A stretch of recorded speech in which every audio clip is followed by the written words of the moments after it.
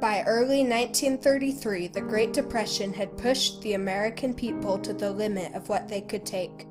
The Depression was at its worst, and President Hoover was unable to resolve the crisis.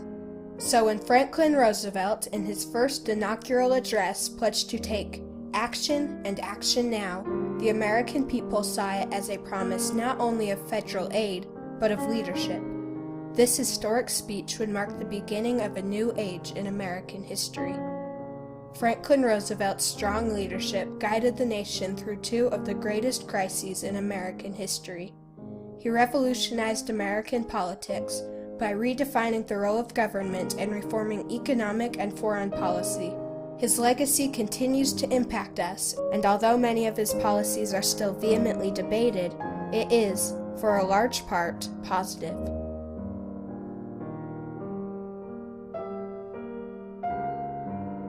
If anything happened to that man, I couldn't stand it. He is the truest friend. He has the farthest vision. He is the greatest man I have ever known. Winston Churchill. Born to a patrician family in 1882, Franklin Delano Roosevelt led a pampered childhood. In 1905, he married his distant cousin, Eleanor Roosevelt. After a brief career as a corporate lawyer, he entered politics. His relation to Theodore Roosevelt, coupled with a natural charisma, led to a successful rise to power, halted only by his contraction of polio in 1921. He recovered, but his legs would be paralyzed for the remainder of his life. He returned to politics and was elected mayor of New York in 1928. When the stock market crashed in 1929, the country's economy quickly collapsed. Edmund Wilson, the prolific American writer, visited Chicago and found a sea of misery. He saw an immigrant dying of a tumor with no heat in the house on a cold day. The garbage dumps were diligently haunted by the hungry. President Hoover was hesitant to acknowledge the crisis. However, by 1932, many of the nation's destitute were beginning to protest violently to the inaction. The country was thrown into turmoil. The number of homicides and suicides skyrocketed. The nation was in desperate need of leadership. Franklin Roosevelt's optimism resulted in a presidential nomination and a landslide victory in the 1932 presidential election. His remarkable first inaugural address further encouraged a feeling of confidence. As Joseph Williams listened to the speech from Detroit, a feeling almost impossible to describe came over me. It was a feeling of renewed hope. A feeling that this old world was going to be a pretty good place after all. A feeling that soon this life was going to be worth living. When Franklin Roosevelt took office, the banking crisis, caused by widespread bank runs, was seen as the most pressing problem of the Depression. Franklin Roosevelt took immediate action and declared a 4-day-long bank holiday, then prepared to open fiscally secure banks while giving failed banks the time and resources to recover. However, if withdrawals continued once the banks reopened, this action would quickly fail. Franklin Roosevelt gave his first fireside chat in an attempt to restore the American people's confidence in the banks. He explained the situation in simple terms that everyone could understand, a form of leadership he displayed often. Our president took such a dry subject as banking and made everyone understand it, even the bankers. Will Rogers. It worked. When the banks reopened, people rushed to reinvest their money, not withdraw it. Franklin Roosevelt had, through his leadership, united a previously panic-stricken nation. All feel that they are in the same boat and that the captain must be upheld. The New York Herald Tribune. The banking crisis had been solved in little over a week, and this action marked the beginning of an anti-depression initiative known as the New Deal. Roosevelt accomplished the aims of the New Deal through vigorous but often controversial action. He harnessed his popular support, passing vast legislative programs such as Social Security, the Works Progress Administration, and the Federal Securities Act, among others, which were aimed at creating stability, security, and jobs for Americans and preventing future depressions. The effectiveness of the New Deal is still debated among experts. By 1939, the Great Depression was not technically over. Unemployment was still a problem, and national debt had increased. However, the overall situation was much improved. The New Deal provided quick relief, opened millions of jobs, eased civil unrest, and restored the confidence of the American people. Crime rates plummeted, the economy grew, and the American people felt that their situation was no longer hopeless.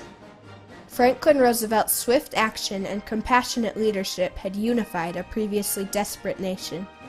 Roosevelt would minimize the radicalism, he would help to minimize the distress, and therefore ensure that American society didn't crumble or resort to more radical solutions to the problems such as were embraced in Nazi Germany. Over the course of the New Deal, the role of federal government, as well as American economic policy, was fundamentally redefined. Prior to the New Deal, American political philosophy had been government which had very little involvement in the lives of its citizens. The more dynamic role of government created by Franklin Roosevelt is now an integral part of America. Many New Deal policies, or at least their ideas, remain with us today, such as Social Security, federal deposit insurance, and the Federal Housing Administration. During the New Deal, tensions were rising in Europe. By 1940, full-out war had been declared by many nations. The United States was determined not to take a position. It was common belief among Americans that their physical separation from Europe and Asia was an effective barrier. Franklin Roosevelt was one of the few who realized that the only true protection America had from Axis aggression came from the Allies, primarily Britain. However, it appeared that Britain would soon succumb to the attacks of Germany. Franklin Roosevelt wanted America to take a more active role, but due to American isolationism, this seemed impossible.